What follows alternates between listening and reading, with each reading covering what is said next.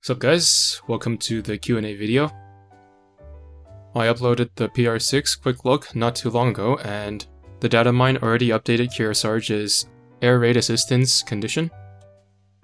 So now I look like a bit of a jackass, but that comes with the territory, so whatever. In any case, the Kearsarge, Shinano, and Haku backline won't work that well, but oh well. I'll live. In any case, I'm gonna get started with the questions now. Just gonna go from the oldest at the bottom and then try to answer every single one. Naveal6099 asks, how much on average do you play Azur Lane per day, and do you play any other gachas? So I play Azur Lane for about 1 to 2 hours a day probably. There's not a whole lot to do these days other than just dailies and a few runs of 12-4, 13-4, or 14-4. To burn off some oil. If I have an idea for a video though, then I'll spend hours gathering data if I have to. I play 2 other gacha games, Grand Blue Fantasy and Fate Grand Order. In Grand Blue Fantasy, my favorite element is water, which is pretty depressing if you have the context behind that. And here is my Raise Velger with all its bullets. And also all of my ringed characters.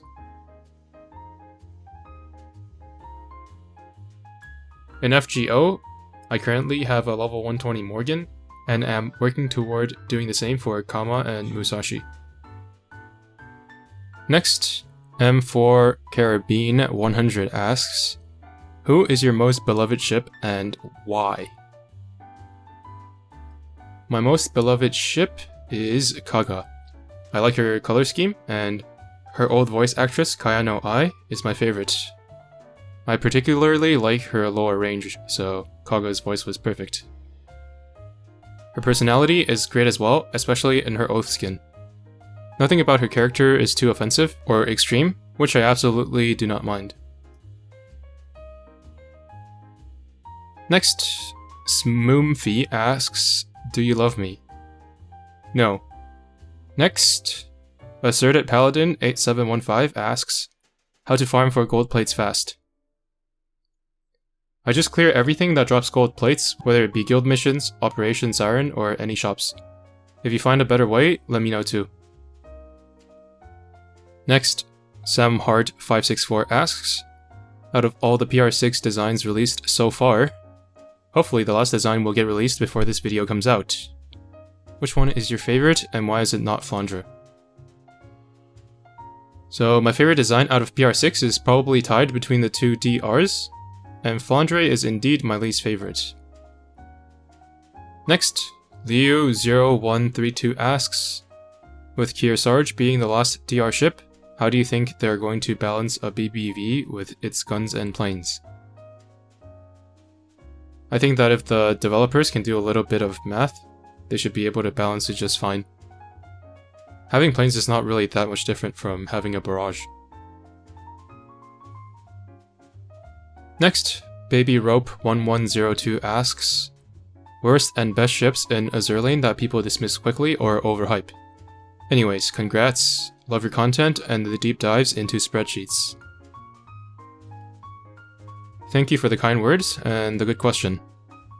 I'll give 3 for overrated and then 3 for underrated as well. So let's start with the overrated ones. First is Perseus. I don't really like her design much, so I don't think I featured her much on my channel, except maybe on the release date of Chapter 14. To me, she was mostly useful for Operation Siren quality of life. During the period when she was unavailable, between her event and the rerun, I saw a lot of players who were unable to clear Chapter 14 saying that they would walk right through it if they had her, as if it's impossible without her or something. Even after Unicorn Retrofit, it took a bit before people caught on to how much better Unicorn is for campaign. And to this day, there are people running Unicorn and Perseus together in their mob fleet. Next is Georgia, although she's not really used much these days anymore. Her main guns are kind of mediocre because she only has 2 mounts, and she has a double consistency check in proccing the barrage as well as landing it.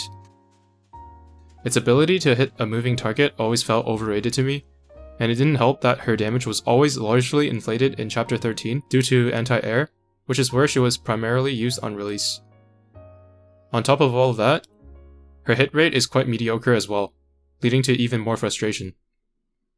For the third ship, I'll just say Haku because I'll never hear the end of people saying that she's the best carrier in the game just from looking at the results screen. Underrated ships is a bit trickier because if I think a ship is underrated, then I would probably make a video talking about it, like with Scylla and Aurora. So instead of those, I'll just go with Shinano and Shimakaze. Even though everyone knows they're really strong, I feel like how much better they are than the other ships in their whole class is often overlooked. For the third one, I'll say Javelin because everyone still probably thinks she's the worst starter. Next, SSGGXD8349 asks, how are you? I'm doing alright. Next, both Graham5961 as well as Number1 Asian ask pretty much the same question, back to back, which is how long do I think Azur Lane has left? I don't think we'll be reaching the end of service anytime soon, but I have no clue how long it will go on for. Next, Dave Commentary asks, which ship would you love to get an augment or retrofit, and what would you like it to do for her? Thanks for the question. This is probably a dream that I have if I can get famous enough that I can actually talk to the AL devs and maybe give them some input on game balance and such. So if you're a Manju employee watching this, please send me an email. Okay, so to answer the question, I would love an augment for Mikasa, which makes her proc rate 100%, and have like 15 reload stat in the augment itself so that she can have an easier time firing before some of the faster battleships that have come out. Other than that, John Bart could use a retrofit since she already got an augment.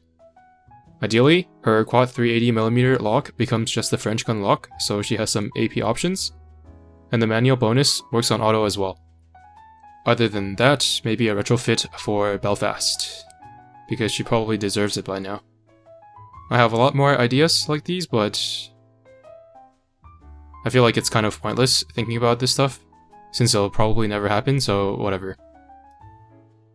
Next, for the big win asks, how/why did you start playing Azur Lane? Will you play Azur Vulcan when it releases?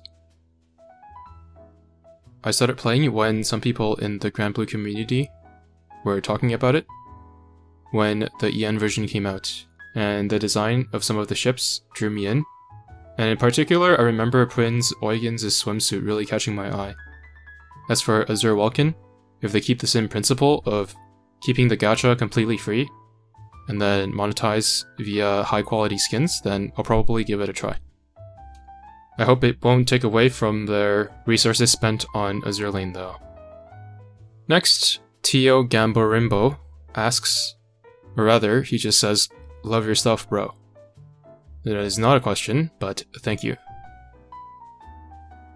Next, Nikin Chugger asks, what are your thoughts on how the game has changed since you started, especially with the more dramatic changes during the last 2 years?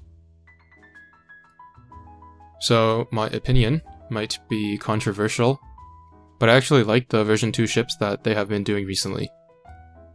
For about 2 years before the most recent year, the game felt like it was kind of losing a lot of its popularity because they reduced the sex appeal of skins, but it seems to be picking back up. One thing I noticed when looking at other popular games is that they really milk their popular characters, like how Fate milks Saber and Rin, but in Azur Lane we're in a constant cycle of releasing new characters, and a lot of them don't really get a chance to get fully fleshed out. I'm not saying that we should milk our characters as hard as Fate milks Saber faces, but we can probably be doing a little bit more than we are doing right now in that regard. I think giving old popular ships more skins, retrofits, version 2s, and so on would help the popularity of the game and make our characters more iconic and noticeable to an outside audience. Enterprise, the Foxes, Belfast, Prince Eugen, and so on is what Azur Lane was very recognizable for originally, and these days we rarely get such iconic characters, while the old ones are just rotting away in our docks. Next, Old2011ify asks, what is the damage differential between an ideal faction fleet and the UR backline? Which faction has the best faction fleet and is it workable? Faction fleets are a meme, but what would it take for them to be taken seriously? We have seen from your testing that Meowfisser/faction buffs account for about 20% damage in testing. Just curious when we start talking Meowfisser faction buff with a faction fleet. What would it take for them not to be a meme? Your stuff is awesome. Thank you for the kind words, but I'm not sure you're going to be satisfied with my answer here. I'm not really into faction fleets like that, so I'll do them once in a while for fun, and I'm not too concerned about min-maxing, but rather trying to feature some of the ships that I like that I wouldn't use otherwise outside of faction fleets. So I don't know how the different faction fleets would compare to each other, and I'm not sure what you're referring to by the UR backline, since we have more than 3 UR ships now. In terms of the best faction fleet, it is probably Ironblood now with the addition of Hindenburg, but Sakura is not far away. Personally, I feel like more important than the strongest fleet for each faction is the ability for a faction to make 4 decent full fleets for Operation Siren for players who want to do that kind of like a roleplay.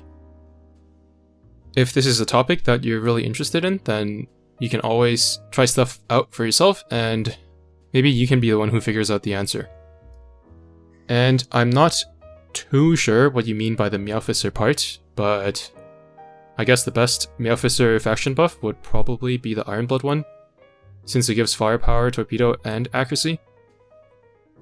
Followed by the Sakura one, and then probably the HMS one, because it's on a battleship cat and it gives firepower, while the USS one is on battleship and destroyer cats but gives aviation.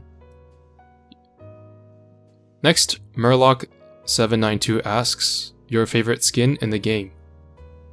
My favorite skin in the game currently is the Kaga New Year's one, although her Oath, Party Dress, and Dancer skins are also up there. There are a lot more that I really like, but I don't want to turn this into an hour-long video. Next, UHD9759 asks, outside of Azur Lane, what games do you play? So currently I only really play the 2 gacha games that I mentioned earlier, but I did play Elden Ring quite a bit last year, and I'm looking forward to the DLC. Maybe I'll stream it too for the 2 people who are interested. Next, Nerd5371 asks, D-size. This is not that type of channel. Next, The Burger 1941 asks, why do people like HMS?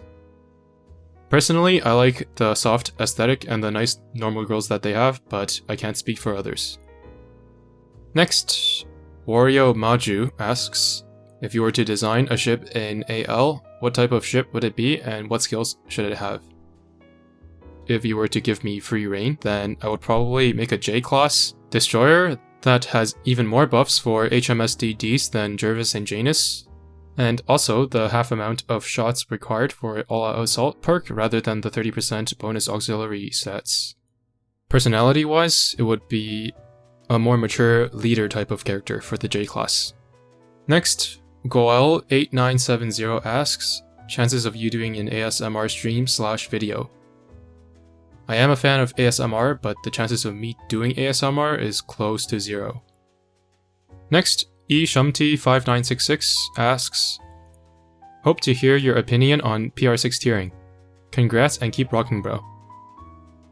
Thank you for the kind words, and I will be updating my tier lists to include PR6 ships.